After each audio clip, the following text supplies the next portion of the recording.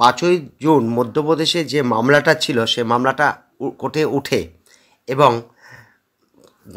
এনটিএর পক্ষ থেকে উকিল ওঠে এবং ছাত্রদের তরফ থেকেও উকিল ওঠে এবং তাদের মধ্যে কথোপকথন হয়।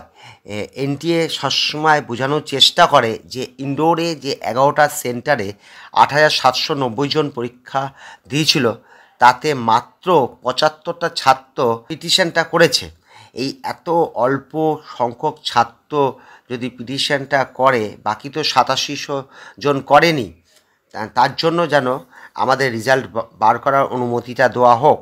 জজ বলে যদি আপনি এই 10 দিনের মধ্যে পরীক্ষার ব্যবস্থা করতে পারেন, তখন এনটিএ বললে যে আমরা এই কদিনের মধ্যে পরীক্ষাটা ব্যবস্থা করা অসম্ভব। এইটাই মূল কথা ছিল।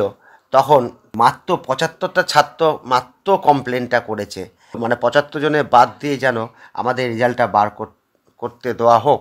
তখন জজ সব শোনে তখন বলে ঠিক আছে, পরবর্তী ডেট 16ই জুন ঠিক করা হলো, তখন শুনানি হবে।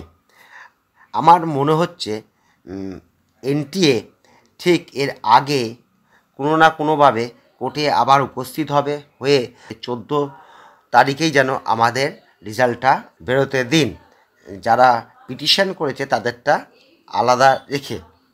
যাই হোক, এরম ধরনের কথাবার্তা হয়েছে। যেহেতু 14 তারিখে রেজাল্ট বেরোনোর কথা ছিল, সেটা যে অনেকটা পিছিয়ে যাচ্ছে এই কথাও বলা যাবে না, আবার বেরিয়েও যেতে পারে। এখন আমাদের আর 7-8টা দিন অপেক্ষা করা ছাড়া কোনো পথ নেই। আজকে আমি ভিডিওটা শেষ করলাম।